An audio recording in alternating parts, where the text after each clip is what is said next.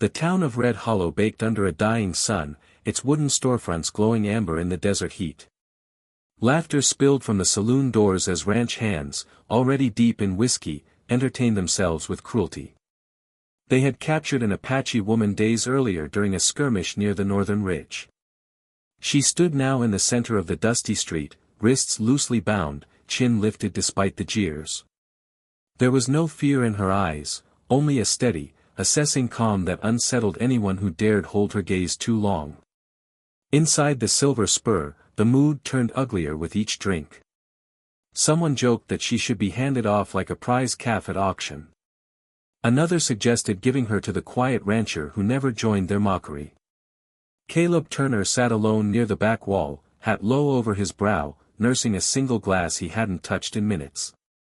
Since his wife's passing, he had become a man of few words and fewer smiles. He worked his land, kept to himself, and avoided trouble. That was precisely why they chose him. With a shove and a roar of laughter, they pushed her toward his table. "Here you go, Turner," one of them sneered. "A gift. Maybe she'll teach you how to smile again." The saloon quieted just enough to watch his reaction. Caleb rose slowly. He didn't look at the men, he looked at her. Dust streaked her cheek, but her posture remained proud, almost regal. For a long moment, neither spoke. Then Caleb reached into his pocket, pulled a small knife, and cut the rope binding her wrists. The sound of fibers snapping seemed louder than the laughter had been. "She's no one's gift," he said quietly. A few men grumbled, but none challenged him directly.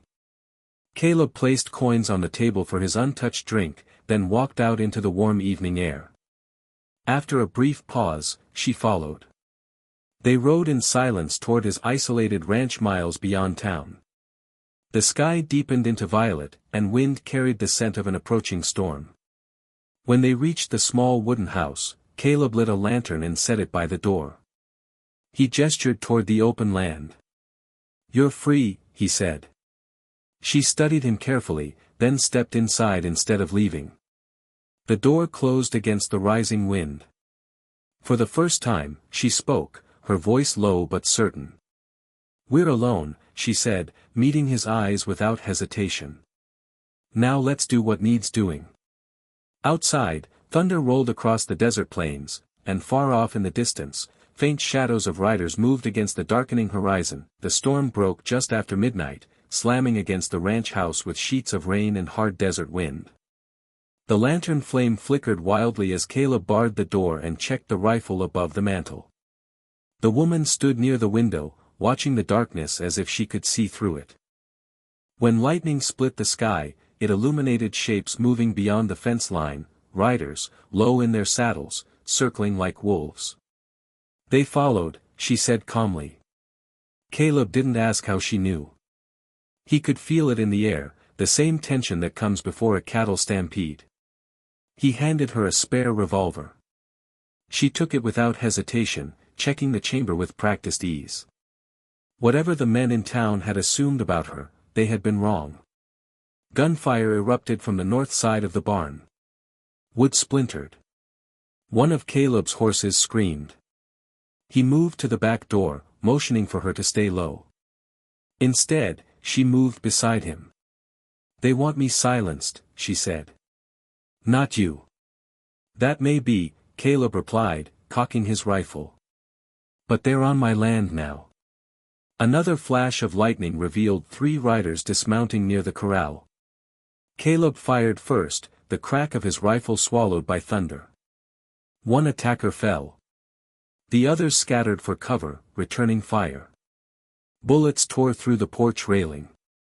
The woman moved swiftly toward the side window and shot with steady precision, forcing 2 men to retreat behind a water trough.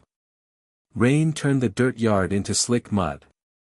Caleb stepped outside under cover of darkness, circling toward the barn. She followed without a word.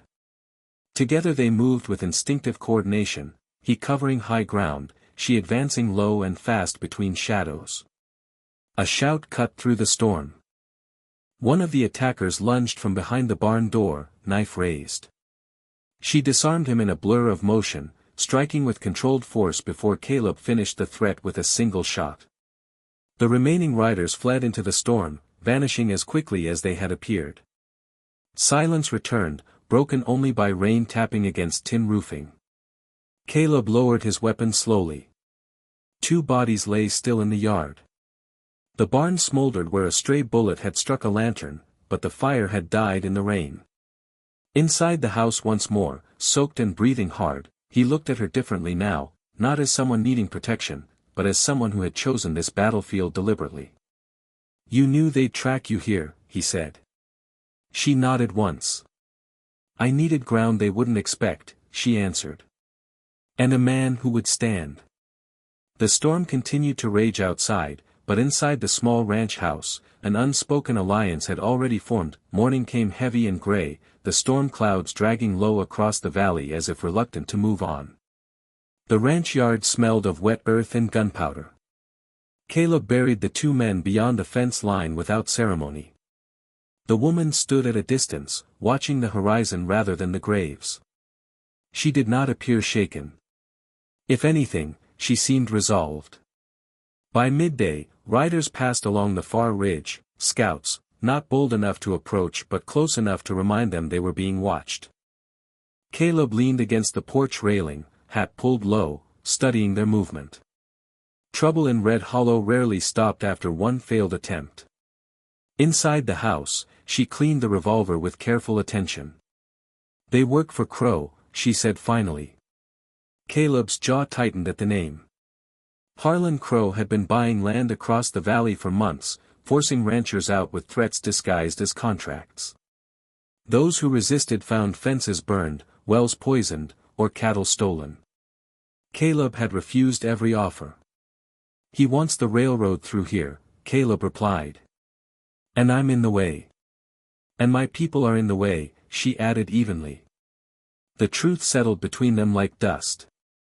She explained how crows hired bounty hunters had attacked her village at dawn weeks earlier, driving families from their land to clear the valley. She had allowed herself to be taken, listening as the men boasted about their plans in saloons and camps. She had learned Crow intended to crush any alliance between settlers and Apache survivors. Division made conquest easier. "You chose this ranch," Caleb realized. "Yes." He let out a slow breath. "You could have run last night." "I do not run," she answered quietly. The words mirrored his own from the night before, and something unspoken shifted.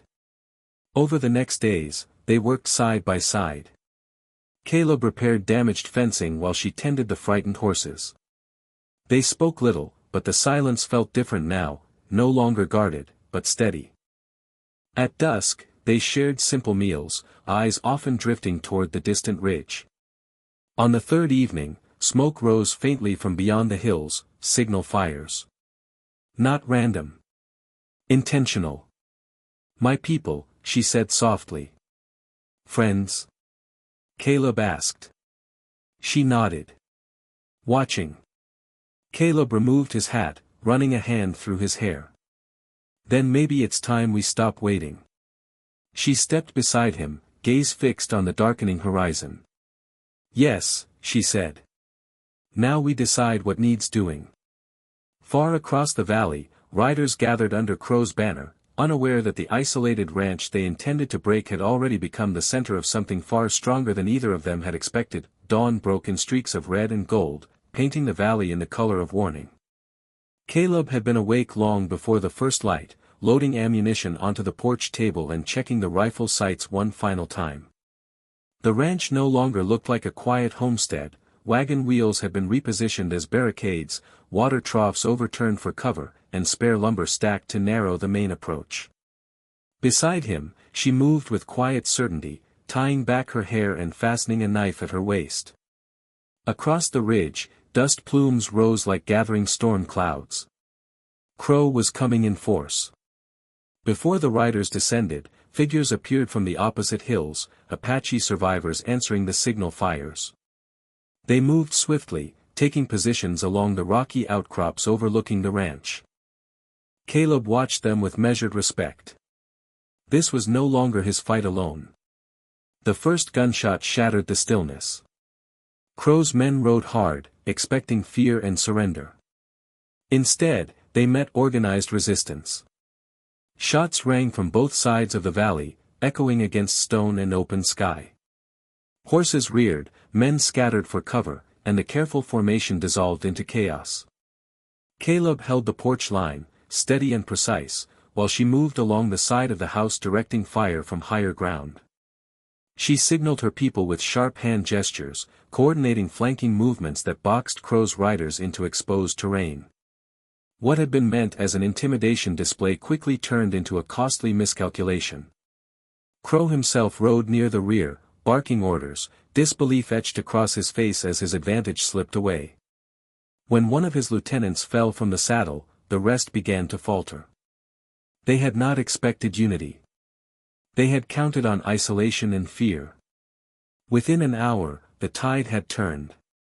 Crow signaled retreat, fury evident even from a distance. His remaining riders withdrew in disarray, disappearing back toward Red Hollow. The valley fell quiet except for the restless snorts of horses and the distant cry of a hawk circling overhead. Smoke drifted lightly from spent cartridges. The ranch still stood. Caleb stepped down from the porch, scanning the hills where Apache warriors now emerged from cover.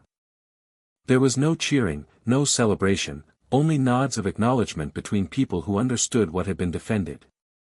She walked toward him, dust on her boots, eyes steady. "He will not forget this," Caleb said. "Neither will we," she replied. For the first time, Red Hollow's power had been challenged and held back. And in the growing light of a new day, the ranch was no longer a lonely outpost, it was a line drawn in the earth, defended by choice, not circumstance.